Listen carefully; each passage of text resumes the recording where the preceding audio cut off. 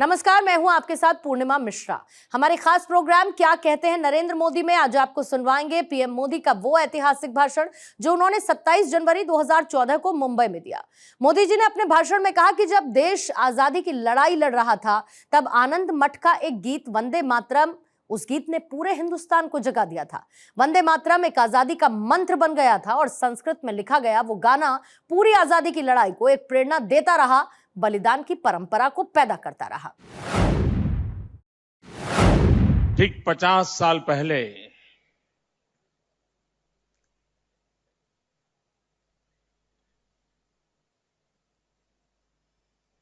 एक गीत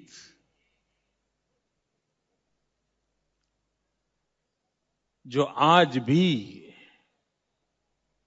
गुंजता हो, जिसके शब्द, जिसके सुर, जिसके स्वर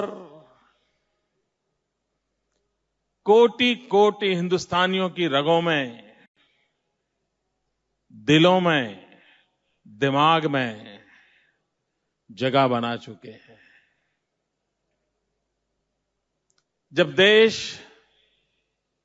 आजादी की लड़ाई लड़ रहा था तब आनंद मठ का एक गीत वंदे मातरम, उस गीत ने पूरे हिंदुस्तान को जगा दिया था। वंदे मातरम एक आजादी का मंत्र बन गया था। फांसी के तख्त पर चढ़ना हो तब भी वंदे मातरम का मंत्र गूंजता था। आजादी के लिए जेल में सुबह होती थी तो वंदे मातरम के नारे से होती थी। अंग्रेज सल्तनत के खिलाफ अपना गुस्सा प्रकट करना है तो वंदे मातरम की घोषणा से होता था। संस्कृत में लिखा गया वो गान पूरी आजादी की लड़त को एक ताकत देता रहा, प्रेरणा देता रहा, बलिदान की परंपरा पैदा करता रहा।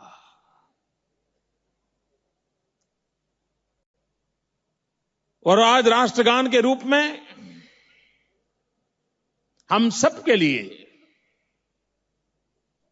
जब वंदे मातरम का गान करते हैं तो देश की आजादी के लिए जीने मरने वाले उन सभी महापुरुषों की हमें याद आती है।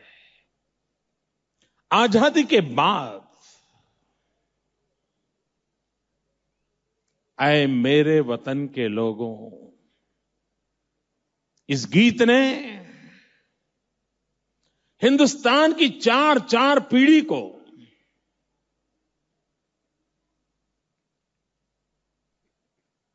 युद्ध क्या होता है, सेना क्या होती है, सेना के वीर सेनानी क्या होते हैं, सैनिक क्या होते हैं, हंसते हंसते अपना जान भारत मां के लिए लोग कैसे बलि दे देते हैं। एक गीत को जब उस भाव से सुनते हैं तो पूरी युद्ध की भूमि के वो दृश्य हमारे सामने आकृत हो जाते हैं। जो आज से 10 साल पहले पैदा हुआ होगा उसे भी वो प्रेरणा देते हैं।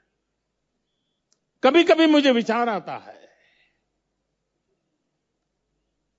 अगर प्रदीप जी ने ये गीत लिखा न होता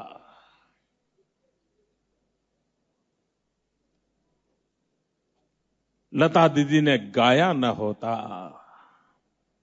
तो क्या 62 की लड़ाई हमें याद होती क्या? वो वीर शहीद हमें याद होते क्या? पता नहीं इतिहास के पन्नों में कहां छुप जाते। लेकिन इस गीत ने सबसे बड़ी जो सेवा की है, दीदी के स्वर ने उसमें जो जान भरी है, जिसके कारण सिर्फ वो गीत जिंदा है ऐसा नहीं, वो हर शहीद जिंदा है, वो हर वीर जिंदा है। और ये गीत, ये सुर, ये स्वर, ये शब्द कान तक सीमित नहीं रहते हैं, सिर्फ मन को प्रसन्न करते हैं ऐसा नहीं है, वे दिल को छू जाते हैं, दिल में एक दर्द पैदा करते हैं, कसक पैदा करते हैं। मां भारती के लिए अपनी भारत भक्ति अभिव्यक्ति के लिए वो माध्यम बन गए हैं। आज भी सेना के जवान को जब यूनिफॉर्म में देखते हैं, हिंदुस्तान के हर पीढ़ी के हर व्यक्ति को उसके प्रति गर्व का अनुभव होता है। हर एक के जीवन में होता है, कोई अपवाद नहीं होगा। मैं तो बहुत भाग्यशाली हूं, इतने बड़े योद्धाओं के बीच मुझे आज बैठने का सौभाग्य मिला है।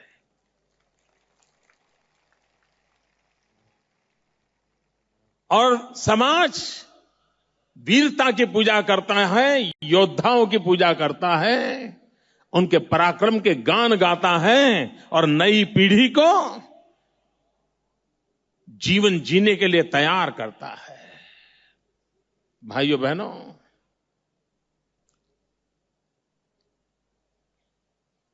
सेना के जवान को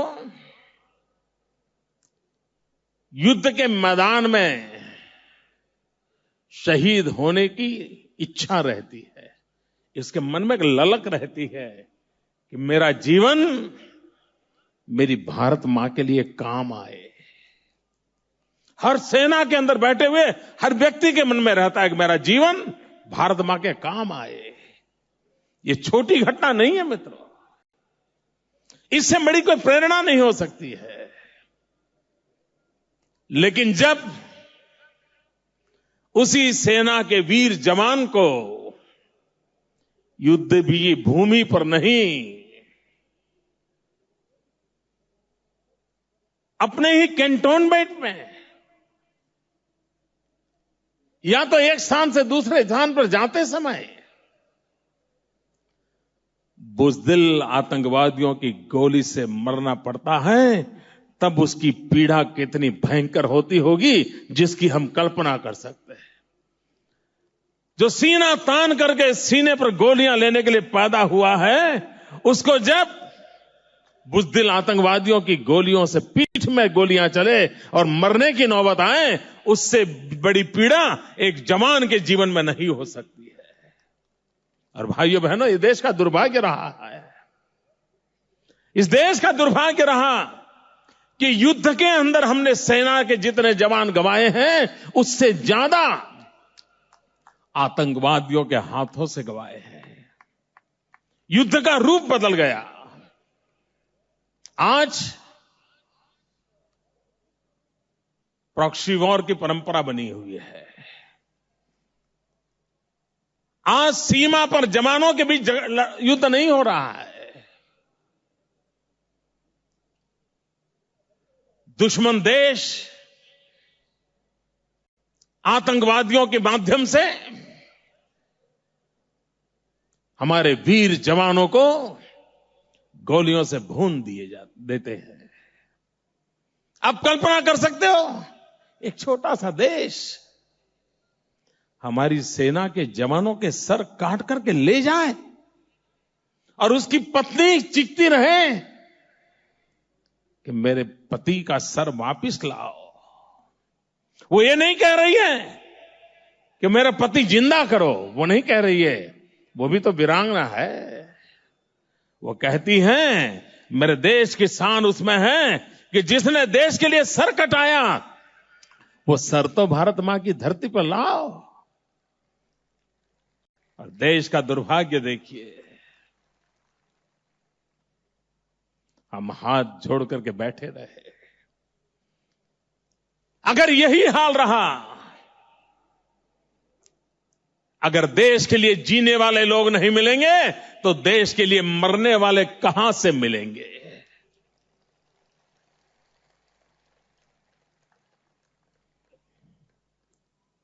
और इसलिए शासक का कर्तव्य होता है,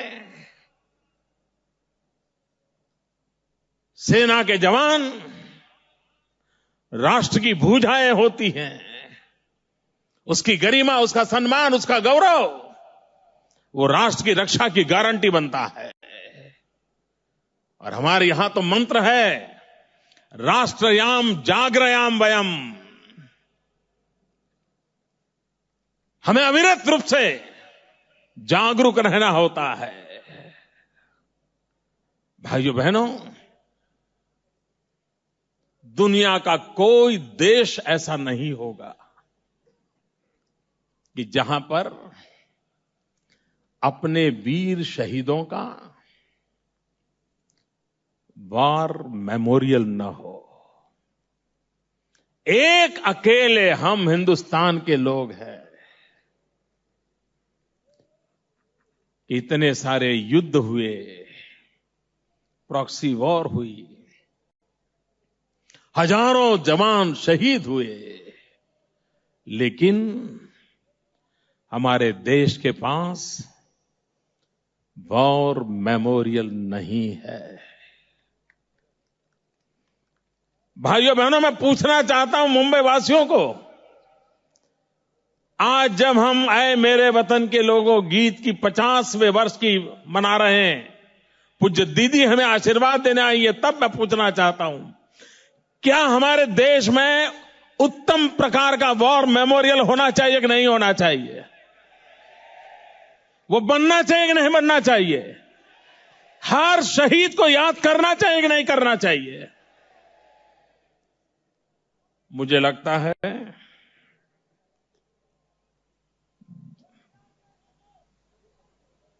कुछ अच्छे काम मेरे नसीब में ही लिखे हुए हैं।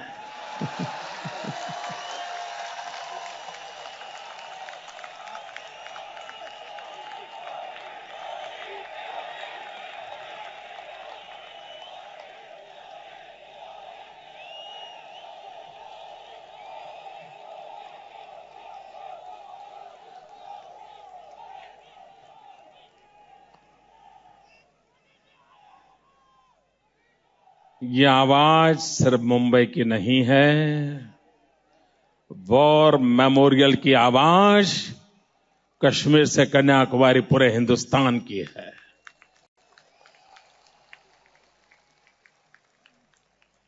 और जनता की आवाज ईश्वर का संकेत होता है।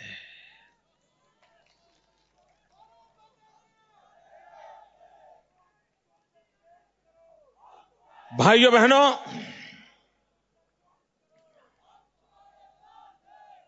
हमारे देश का दुर्भाग्य रहा कि आज भी हमें सेना के लिए शस्त्रास्त्र चाहिए, वो हमें विदेशों से लाना पड़ता है। आप कल्पना तो करिए भाइयों, पराई बंदूक से गोलियां क्या चल सकती है जी।